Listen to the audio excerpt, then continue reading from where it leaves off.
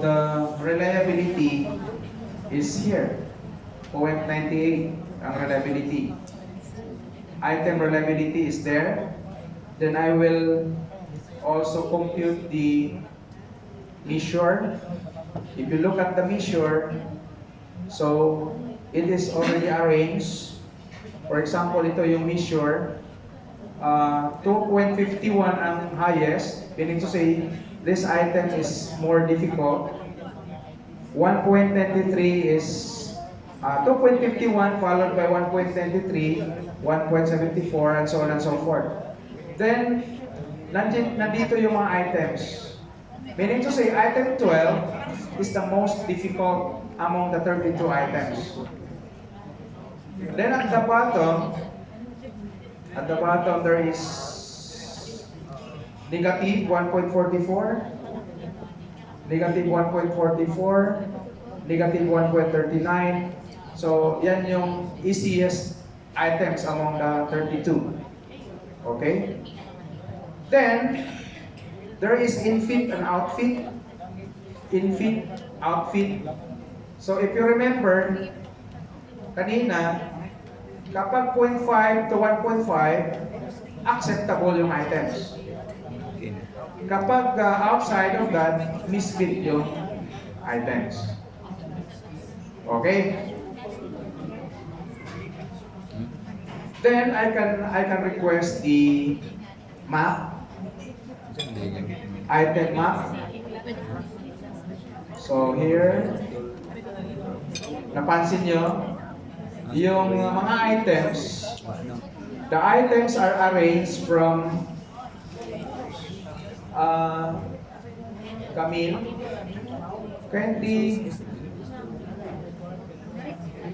Kindly move the projector.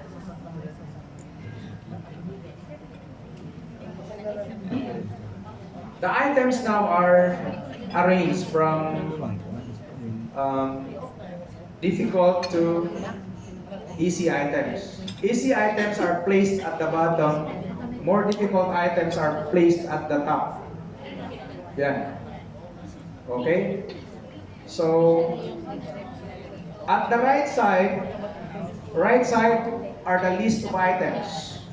So, yung mga items na ka-level lang, for example, item 11, item 5, item 7, these are items with the same level of difficulty. Then, yung nasa taas, yan yung very difficult items. Yung nasa baba, yan yung very easy items. Then, if you notice, there is a resemblance of normal distribution. Yung asterisk indicates 5 persons or 3 persons per asterisk or hashtag. Meaning to say, in one hashtag here, corresponds to 1 person. So, ganyan yung ating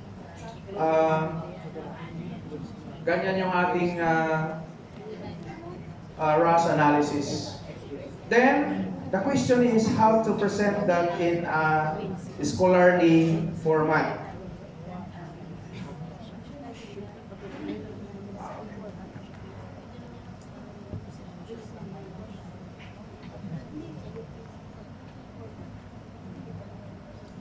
Okay.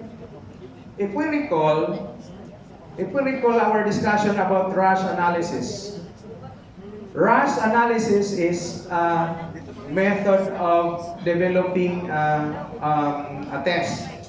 So if we validate the instrument using RAS analysis, we can identify which items are good items, which items are bad items.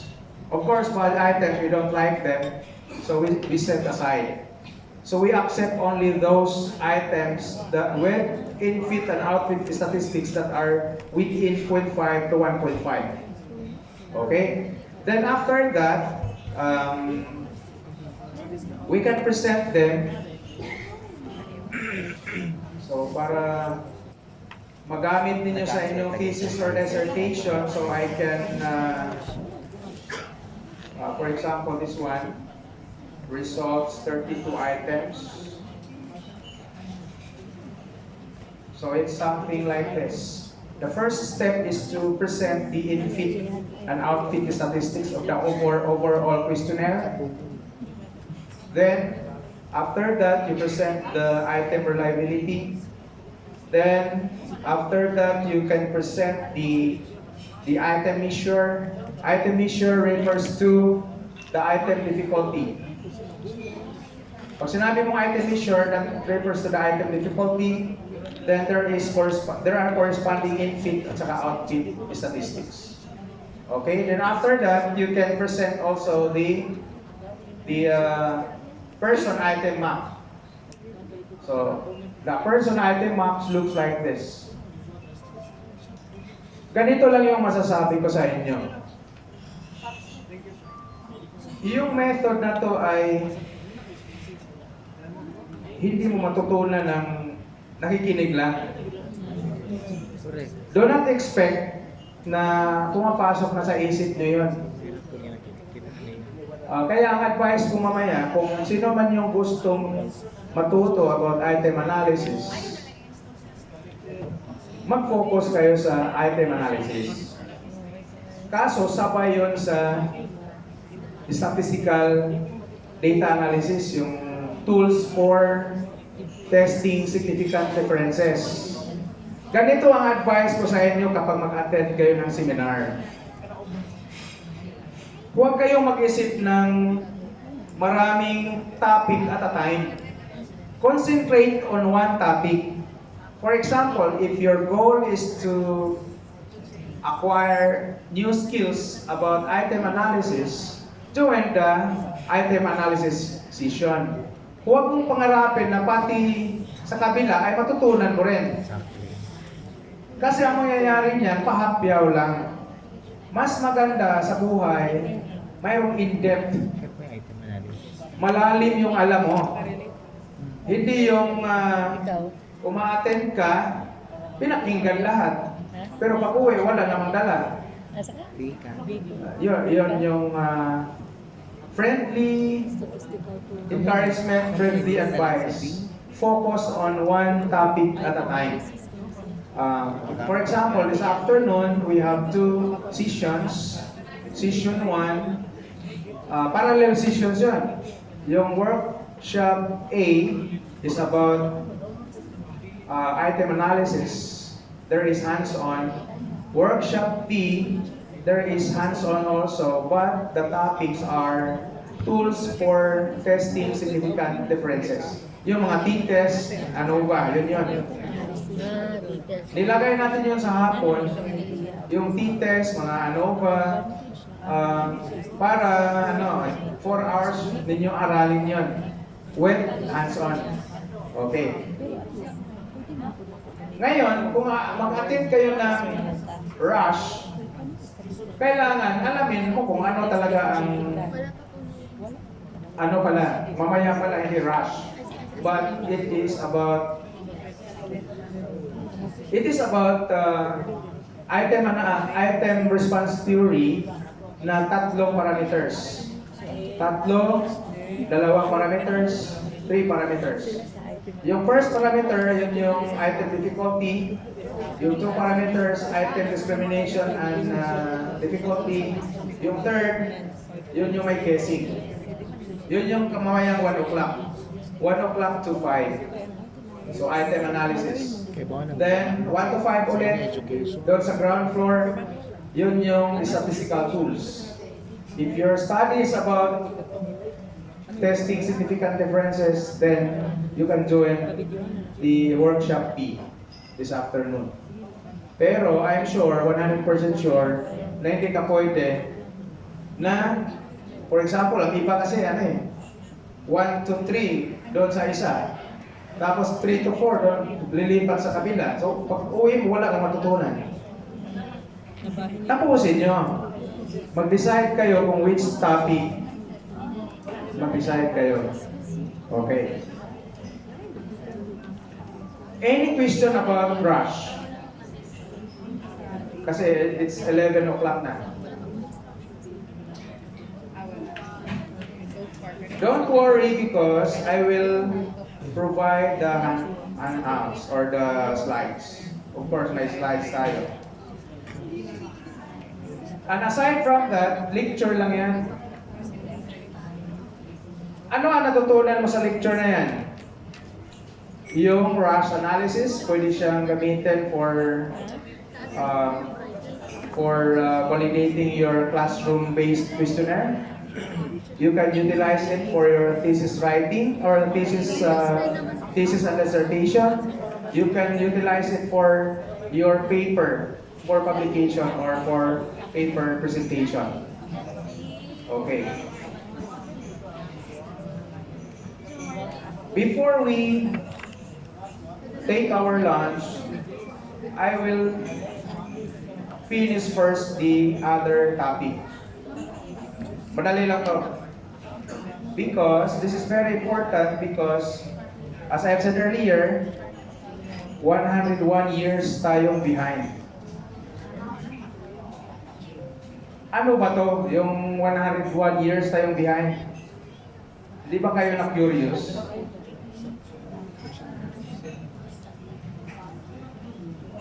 Okay. Ito yon. So yung training ko na 6 months, i-share ko sa inyo ng 30 minutes. Kasi 6 years, fast learner kayo. Then, itong gagawin natin dito, pahapyaw lang because the hands-on will be tomorrow. Okay. For those who are also interested of the path analysis and structural equation modeling, so this is just an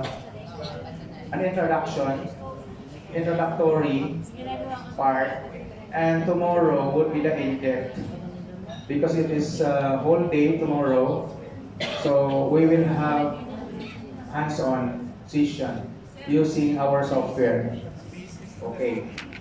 Don't worry because I will remove your math anxiety. So we really aim to remove the math anxiety of our makers. Okay? Kaya wala tayong mathematics dito.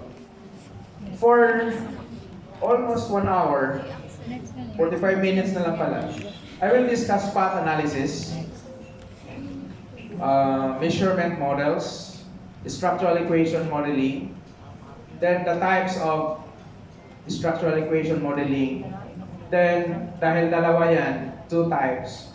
So we will answer the question, kailan natin gagamitin yung isa versus the other. Okay. Ito yung tinutukoy natin kanina na 101 years old na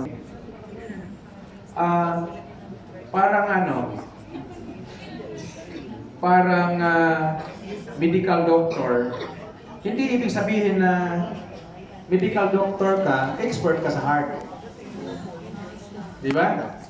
Ganon din sa concepts ang thinking dapat ng Pilipino. Kung magaling ka sa path analysis or structural equation modeling, huwag mong sabihin na magaling ka sa experimental design. Kasi may expertise yan dapat. Kahit sa amin, sa statistics, mayroong expertise. Okay. Usually, if we talk about path analysis, na-encounter nyo yan. Because your framework, if your study is, if your research is quantity, I'm sure ang framework mo may diagram. Tama? May diagram ka. Tapos yung diagram mo parang ganyan. Lumiit na naman, no? Okay. Yung conceptual framework, it is just a temporary research model. I will repeat. Your framework represents the temporary research model. When we say temporary research model, there is a possibility that that framework is wrong. Ako mang na-download na. Tama? Yung framework na yan, of course, you develop that based on the review of literature. You did intensive review of literature, then you come up with a theory or a framework. That framework doesn't mean that it is correct. Kaya nga, iti-test mo eh. Tama? May logic ba?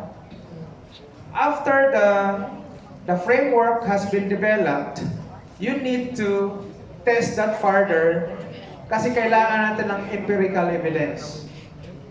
Okay. The fact that we need to test further statistically, it means that that framework or that research model is just temporary. So, since that is temporary, it means that there is a possibility that it is wrong. If it is wrong, then you need to modify. Kaya ito yung conceptual model mo. Then if you have already the data, then you subject it for modification. Ang nangyayari sa atin sa kahit na dissertation, before ako pumunta dito, actually may defense. I am one of the panelists. So, ang practice kasi sa mga graduate school, di ba mayroon kang hypothesis for test para sa mga PhD na nandito. Mayroon tayong hypothesis sa bawat path na nandyan, bawat arrow, mayroong corresponding hypothesis or statement. Temporary statement. That educated guess, di ba? Marami tayong tawag dyan. Hypothesis, educated guess, conjecture. So, that hypothesis shall be subjected to statistical analysis, whether we accept or reject that statement. Ngayon, marami dyan ay nare-reject, marami rin ang na-accept. Pero, nag-stop ka lang doon. Dapat sana balikan natin yung model. Ano ba talaga ang itsura ng final model mo? Kasi ito, sa chapter 1 or chapter 2, yung model mo, temporary lang yan. At the end, dapat mayroon kang tinatawag nating emerging model. Your new model. Your new model is your contribution to your field. Kasi ito yung sinasabi yan. Mali pala, dapat pala may arrow dito. Na-discover mo lang yan, yung mga additional arrows during data analysis mo. At i-present mo yun. Na hindi pala itong conceptual model mo, kundi itong modified model. So another one. Okay. The upper part, this one, this is your conceptual. You gather data. Then you subject it for statistical analysis. The result would be this one. For every path, there is a corresponding coefficient. And those coefficients can be easily computed using software. Kaso, misfit. Ibig sabihin, hindi pa yan acceptable. That model, based on your framework, is not yet acceptable because the goodness of fit is not acceptable. The p-value is 0. Dapat greater than 0.05 to be acceptable. So ngayon, as a researcher, you need to modify that model so that the model is statistically acceptable. And using our software, the software suggests that this is the correct model. Ngayon, i-relate natin sa framework. Doon sa existing studies mo, hindi sinabi na ang attitude is correlated with subjective norm. Doon sa existing studies mo, hindi sinabi doon na ang perceived behavioral control is not correlated with subject norm and attitude. But during the analysis, you found out that these three are correlated. Ibig sabihin, wala sa literature na correlated sila, pero pagdating na sa data mo, correlated pala sila. So, ibig sabihin, contribution mo yan. That's your new discovery. Pero hindi natin yan ginawa. Sino ba yung mga PhD na dito? Hindi natin ginawa. Kasi nag-test lang tayo ng hypothesis. O, di ba? May logic ba? So, dapat ang i-present natin itong parang maglagay kayo ng final section doon sa results indicating your new model. Your new model, your new theory is your contribution. Kasi nga, yung mga arrows na nandito, nag-exist na yan eh. Hindi sa'yo yan. Pero if you test further like this, you found out na correlated pala yung 3 boxes at the left. Wala yan sa literature, so therefore that would be your contribution to your field of specialization. That is an additional component to the existing theory. This is just an example. Okay, another one. This is your conceptual model.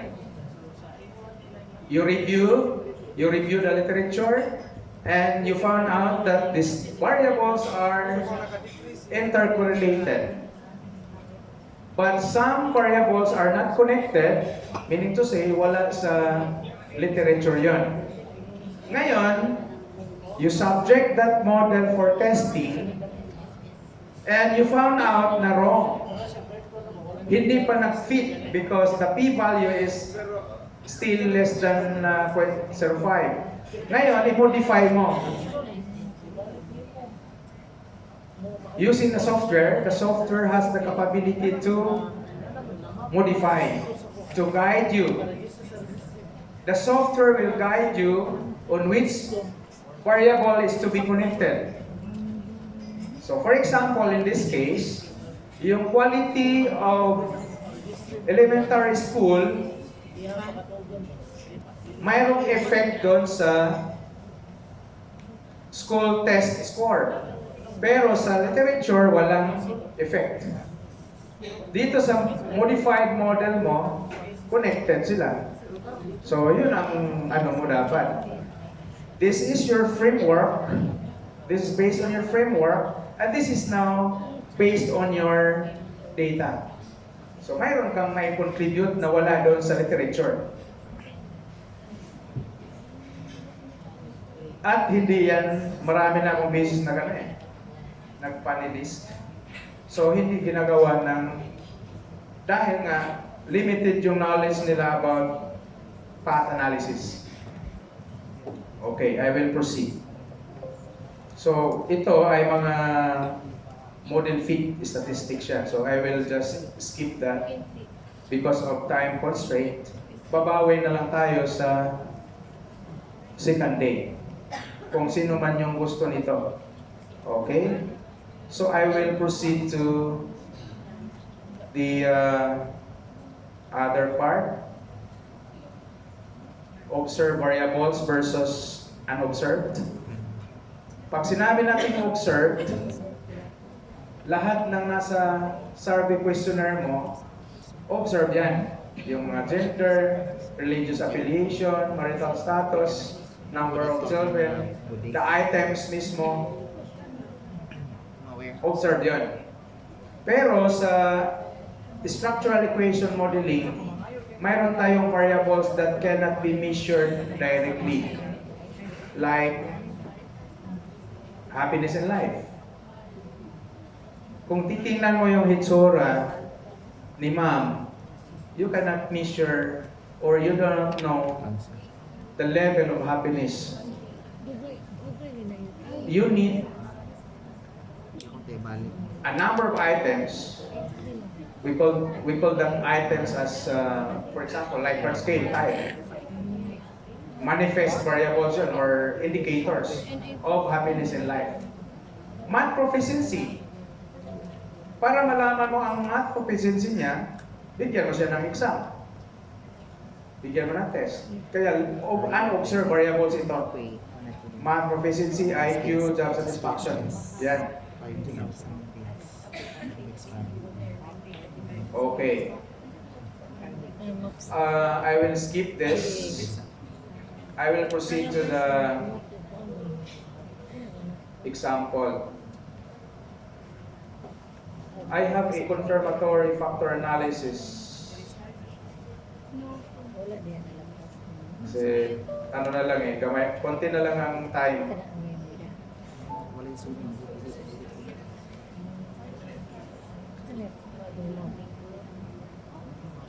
Okay. If your variables are observed, like for example, the model is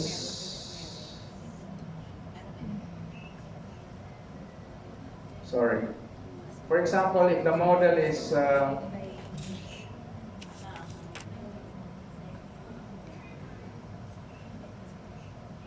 wala tuloy.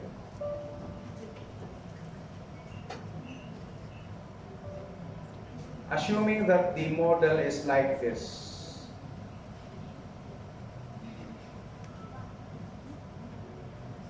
I have here a sample framework so that this framework can be tested using structural equation modeling. Diba? Ganyan. Satisfaction, trust, loyalty, mayroong arrow. So, the arrow tells us that satisfaction significantly affects loyalty and trust. Diba? May arrow from satisfaction to loyalty, ibig sabihin, satisfaction affects loyalty. That is equivalent to one hypothesis. Another variable is trust going to loyalty, meaning to say, trust affects loyalty. Tapos, mayroon kang mga items. Satisfaction, for example, you are a student, assuming lang na student ka, ikaw ang respondent, my choice to use this university was a wise one. 1 being strongly disagree, 5 strongly agree. I am always delighted with this university service. I think I did the right thing when I decided to use this university. Then overall, I am satisfied with this university. So all the 4 items are measures of or indicators of satisfaction. In other words, so that satisfaction can be measured, you need the 4 items. Diba? Ganon. In the same manner, if we look at the trust, there are 4 items. I can count on this university to provide a good service. This university usually keeps the promises that it makes to me. Okay? This university puts the customer's interest first. This university can be relied on to keep its promises. These are examples of latent variable. Okay. Kapag nag-ECM tayo, ganito yung framework natin.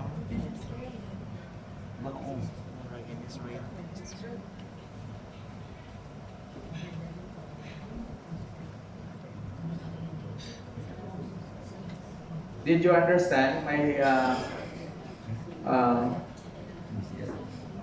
Mayroon tayong items, set of items for satisfaction, set of items for trust, set of items for loyalty, and so on and so forth. So ngayon, before you test the effect, test the effect of satisfaction on loyalty, i-test mo muna ang validity and reliability of your variables. Is satisfaction valid and reliable? Is loyalty valid and reliable? Is trust valid and reliable? Kasi kung hindi siya valid and reliable, useless lang kung mag-test ka ng effect. Okay? So yun yung laman ng structural equation modeling. The first part of the structural equation modeling is to present the convergent validity of the variables. For example, if the satisfaction, trust, and loyalty, mayroong 4 na items under satisfaction, so present the indicator loading. Present also the average variance extracted. Based on the literature of statistics, dapat ang indicator loading should be 0.5 or higher. The same also with average variance extracted should be 0.5 or higher. Okay, so obviously the three variables have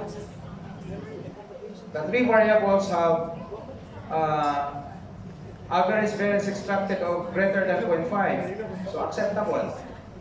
The items 0.5 or higher, meaning to say acceptable lahat ng items. In case mayroong item na mababa ang indicator loading, i-delete mo. Once you delete an item na mababa ang indicator loading, tataas ang average variance extracted. Okay? Para saan yung convergent validity? Okay? For example, you are the one writing your questionnaire. Your questionnaire, before you use it for final gathering of your data, you subject it for content validity. Meaning to say, you hire experts of the subject matter to examine the content validity of your questionnaire. So, actually, yung expert ng subject matter, titingnan lang yan eh. Grammar lang ang tinitingnan. Pero sa panahon ngayon, mayroon na tayong tinatawag na Content Validity Index. So dapat mayroon kang Content Validity Index as evidence that you subjected your questionnaire, your draft questionnaire for content validity analysis. So dapat mayroon kang Content Validity Index. Okay. So, assuming na okay na yung content validity, so, ngayon, nakaintindihan na yung expert of the subject matter, your advisor, your panelist, you as the writer. So, the question is, yung end user ba, same understanding with the developer?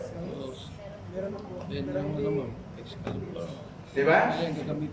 Ano kayo eh? Ikaw na writer, plus advisor, plus experts of the subject matter, plus panelists. You have 4 groups in all. Sabi nyo, okay na yan.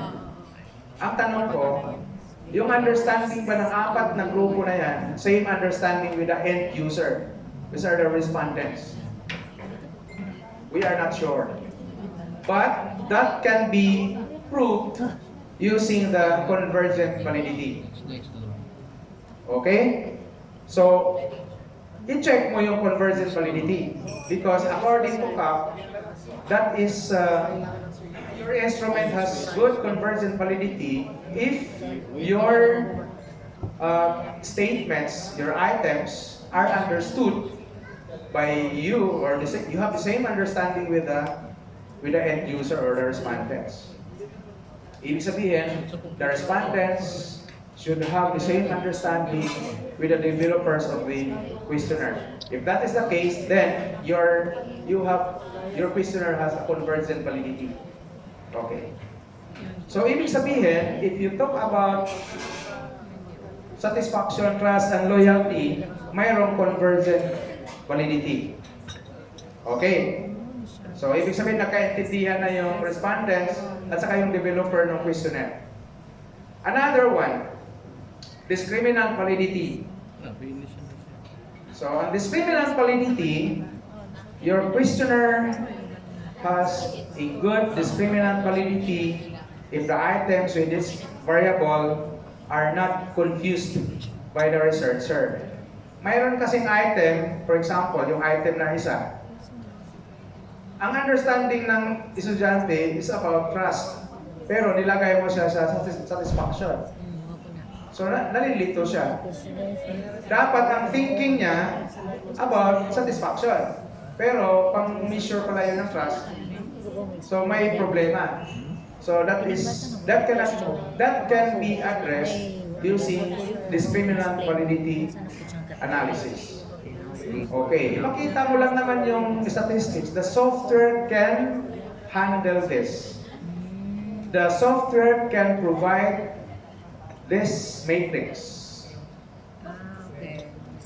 Yung nasa diagonal, we call it square root of the average variance extracted. Di ba mayroon kang average variance extracted kanina? 0.7420, 0.745, 0.655. If you take the square root of that, ilalagay ng software yan dito sa diagonal.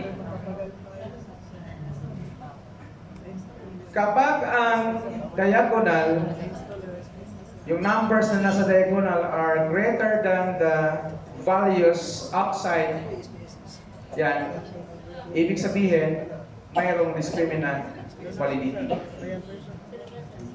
Again, the numbers in the diagonal represent the square root of the average variance extracted. The values in the off diagonal are square roots or are correlations, Pearson correlations among the variables. So, dapat yung square root, yung nasa diagonal, mas mataas kaysa ibang values para mayroong discriminant validity ang ating questionnaire. Okay. So, we have now the convergent, we have the discriminant, then after that, you present also the reliability. Okay? So, of course, if you talk about reliability, malilito ka na naman kung ano ba ang value talaga na acceptable. Huwag kang malito kung ano ang values. Because you can search from the literature. Reference. For example, 0.7. If I will use 0.7, maghanap ka ng article na nagsasabi na 0.7 is acceptable. If, for example, hindi umabot ng 0.7, 0.6 lang, acceptable pa rin. But you have to cite Nonali and Bernstein. Okay. So, yan. Lahat na yan ay i-compute ng software. 5,000 days before. Okay. So, naintindihan nyo na. Mayroon tayong validity and reliability as part of the SEM. Ngayon, ang sunod nating i-test yung effect. So, I will demonstrate now. I will use the software. Rather than showing to you the PowerPoint, doon na lang ako sa software. I-provide ko naman yan. So, the software is called WAR-PLS. So, look at the WAR-PLS. So, I have now a software. WAR-PLS. I will use the file. Loyalty data. The loyalty data consists of data from 500 respondents who answered the questionnaire about satisfaction, trust, loyalty, and so on and so forth. So there are 4 items under satisfaction. Sinagutan niya ng 500 people. The same also with trust, trust 1 up to trust 4. Sinagutan niya ng 500 people. So your matrix now consists of several columns and several rows. Since we have 500 people as respondents, you will occupy also 500 rows. Okay, I will use the software called WAR-PLS. And we will use this tomorrow. Okay. Proceed to use software. Click ko lang. Okay. Then, lakihan ko. Proceed to step 1. I will just click. Don't worry kung mabilis. I will create project file kasi ang concepts lang naman ang gusto natin. Concepts. So it's in the desktop. The files are stored in your laptop. Yung Cebu 2019 Amora files. Then I will call it sample CF. Ibig sabihin, this is my file name. That's for step 1. Ang step 1, I'll just create a file name. The name of my project. Then, I proceed to step 2. Ang step 2, hanapan ka ng file. What are the files? The files that you, about your data. The data that you gathered, you collected from your respondents. So, read from file. So, ang file natin ay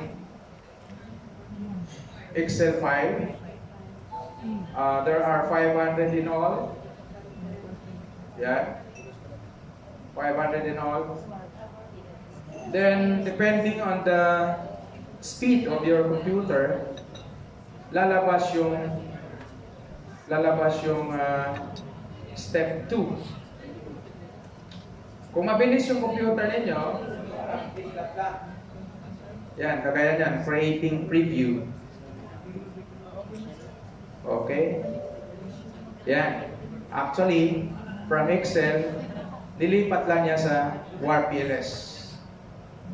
Next. Click mo lang yung next. Finish. So, in just a matter of seconds, ito na yon.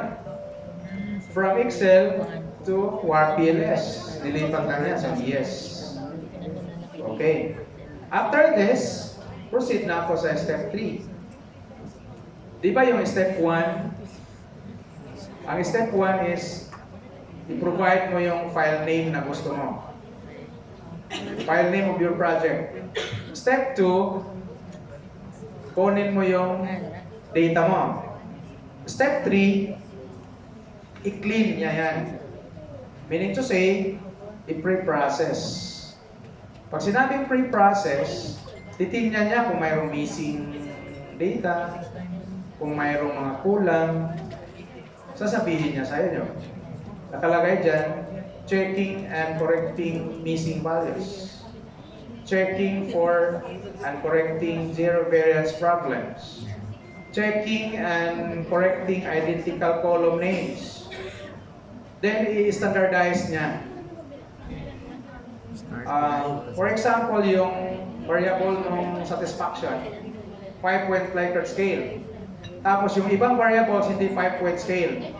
Ang purpose dito sa standardized, para comparable na lahat. Standardized na lahat ng mga items mo. Click OK.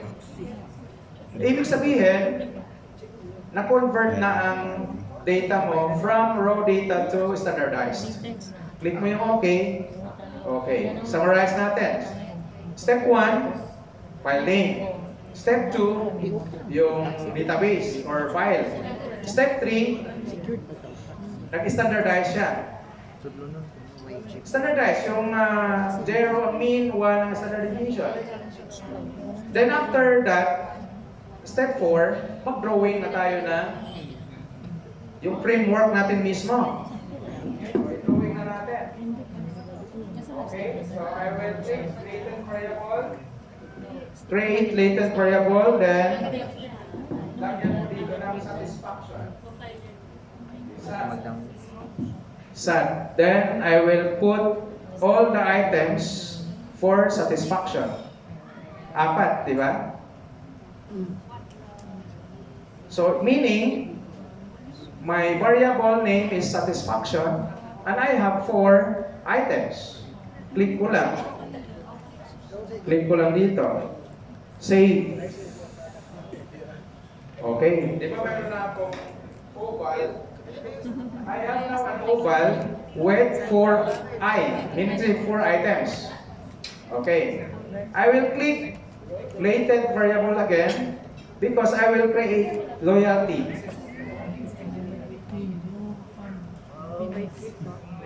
Loyalty naman. So ang loyalty consists of 6 items. Yan. Wala ma-install mo na. 1, 2, 3, 4, 5, 6. Yan. There are 6 items sa loyalty. Then save. So I have now 2 variables. Third variable, last variable. I will use trust. Trust, then I have 4 items under trust. 1, 2, 3, 4. Save. Then after this, ipupunin ko na yun silang tatlo. So I will use this. I will connect. Kukunin ko yung satisfaction to loyalty. I will connect trust to loyalty. Okay. Step number 5 yan. Step number 4 pala. So step number 4 is about drawing of your framework.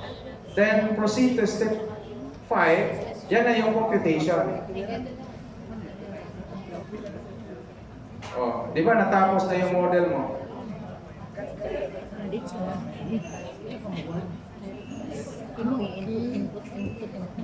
Oh, di ba? So hindi na mahirap ang research ngayon. More research flow, a framework. If you look at the diagram, you would see the path. Kung positive, if the path coefficient is positive, it means that the more satisfied the students, the higher the level of loyalty. Yeah. The higher level of satisfaction leads to the higher level of loyalty because that is positive. And the effect is significant because the P is less than 0.05. naman ang Windows na may Windows. So kung titingnan mo rin yung trust going to loyalty, positive din. Meaning to say, the higher level of trust of the students, the more loyal. Or the higher the level of trust leads to a greater level of loyalty or greater extent of loyalty. Positive. Lahat ng path na nandito mayroong corresponding p-value. The p-value tells us whether the effect is significant or not. Okay? This is just an example of structural equation modeling. You can see also dito sa output, you can see the Cronbach alpha, yung Cronbach alpha na alam natin. 0.870, 0.924, 0.901. Cronbach alpha of the variables. Itong ginawa ko sa inyo ngayon ay concepts. You have many variables. For every variable, there are set of items. So you can check whether it is valid or not, whether it is reliable or not. So if you want to know if it is reliable, so just click the Cronbach alpha, nandito na. Then, kung reliable na siya, then go to the diagram. Yung diagram natin, nasa-save yan. Nasa-save, then pwede natin halimbawa, X. pwede natin yan i-copy and paste doon sa Word. So ito, XXX.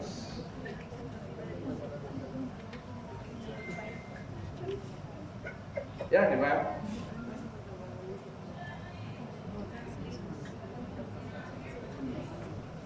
The R squared are there. Pwede na The path coefficients advisor na tinulong. are there. Satisfaction affects loyalty. Okay? At this time, please think the concepts. Huwag muna yung kung paano gagawin. Huwag muna. Concept muna. Na ang structural equation pala consists of